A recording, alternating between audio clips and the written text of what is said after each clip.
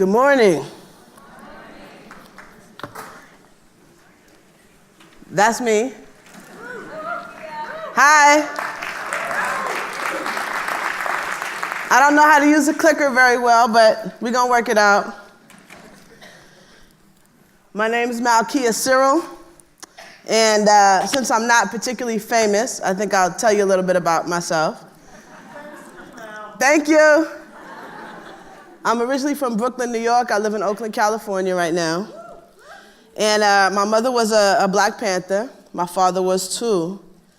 And I came out when I was 13 years old. And when I came out, my mom said, the first thing we have to do is go on a talk show circuit.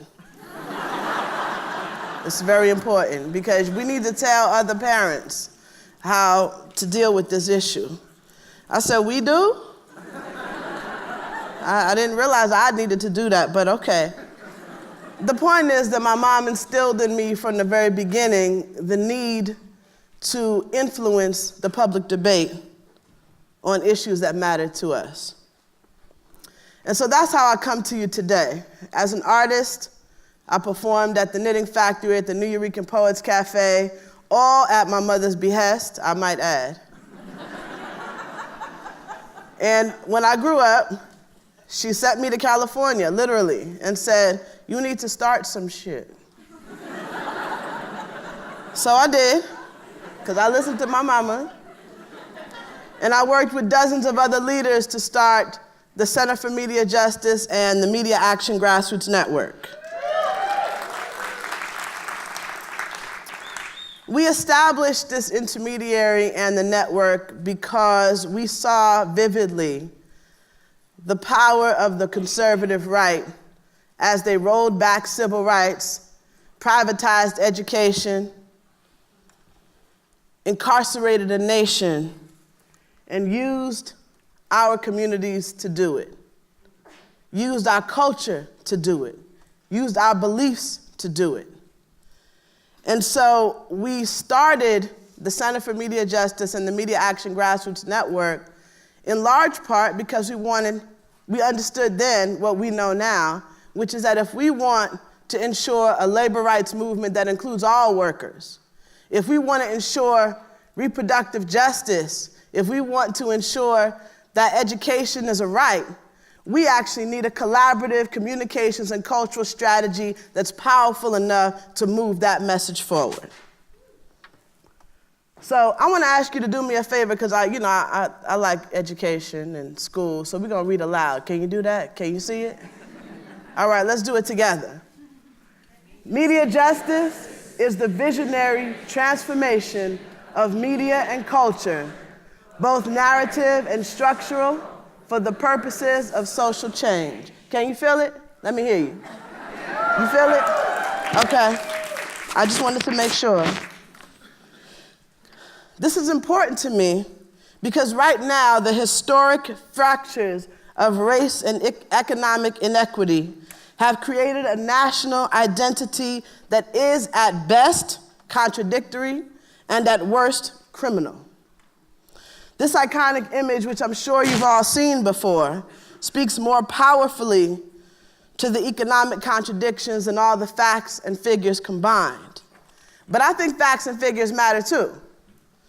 So let me tell you that according to the Bloomberg Financial News, CEO pay has skyrocketed 300%. The richest 0.1% claim a greater share of the wealth than any other period on record.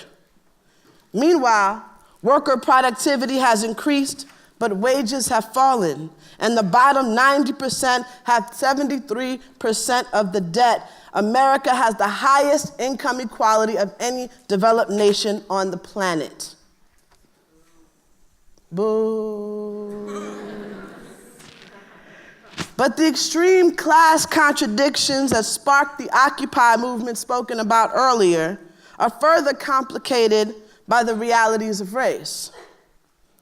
Racial bias is painful, but the more insidious threat are the racial disparities to access, achievement, and opportunity and basic rights that replicate in substance, if not in aesthetic, the conditions of previous generations. Let's talk about the racial wealth gap, can we? Racial wealth gap. I love it. I hate it.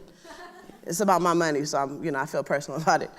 CNN reported a few months ago, white Americans have 22 times more wealth than blacks on average, and 15 times that of Latinos, gaps that have nearly doubled since the start of the Great Recession. However, this isn't a current problem, this is a historic problem. Black unemployment rate has been roughly double that of whites since the government began collecting that data in 1972.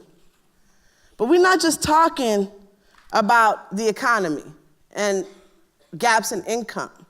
More than 60% of people in prison are people of color. For a black man in his 30s, 1 out of 10 is in prison or jail on any given day. Our children are more likely to get sick and to die and less likely to receive an education. But who gets blamed? Who's considered responsible? What the solutions are? These questions are produced by the consciousness we make. And the consciousness of this nation is created from our art, from our culture, from our ability to transmit message.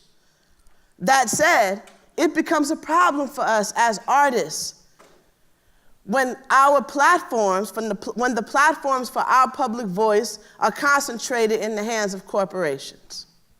I know as an artist, I feel it in my heart and in my wallet.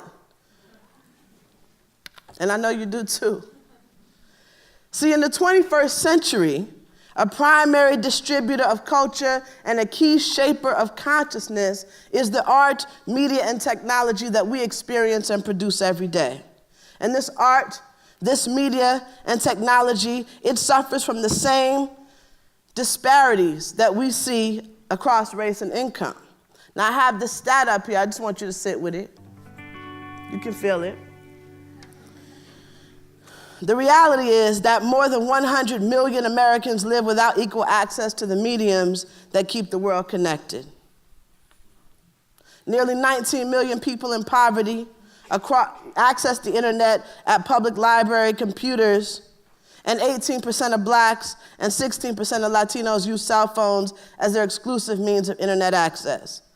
But all these numbers are just background. They're a backdrop, right? For the reality that the folks who control this infrastructure, increasingly telecommunications companies, they have 100, 200, 300 to 1 lobbyists to speak up for them. My question to you today is, who's gonna speak for us? Who's gonna make sure that we have legally protected cultural and communication rights that are equal, distributed, and inalienable? The Media Action Grassroots Network did when we partnered with Beltway allies and artists and social justice groups to win the nation's first open internet protections and to block AT&T's takeover of T-Mobile. Who will demand that every local community has the affordable media and cultural access it needs to be healthy, to thrive, to achieve its goals? Our friends at the Allied Media Project in Detroit do. Our friends at the Media Mobilizing Project in Philadelphia do, when they won the stimulus funds to train a new generation of digital leaders and create the digital tools that every community needs for art, for journalism, for education, and a new creative local economy. Who will ensure the most vulnerable among us get access to? Our friends at Working Narratives do. Our friends at the Media Literacy Project do. Our friends at Prison Legal News do, when they partnered with filmmaker Ava DuVernay on the film that she's dropping today, Middle of Nowhere, to reduce the cost of calls from prison. This is an arts and culture issue. This is a media justice issue. This is how we do it. Our allies in the Strong Family Movement do, as they connect the media issues to the social justice issues. And finally, Who's going to build the decentralized communications and cultural power movements need to win? Our partners in the ECHO Collaborative will, as they fight against the big banks. This is an image from a creative action that was done against big banks. Our friends at the Domestic Workers Alliance do. Our friends at Endelon do, working with excluded workers. And you can, you will, today. Because content and cultural production are critical to changing the public consciousness in this nation. They're critical to closing the economic and racial gaps that we see. But content and cultural production are not enough. We have to defend the platforms for our public voice as well. That's why we're working with a group called Artist Change to produce a strategy called the Culture Shift Strategy. Can I hear you say culture shift?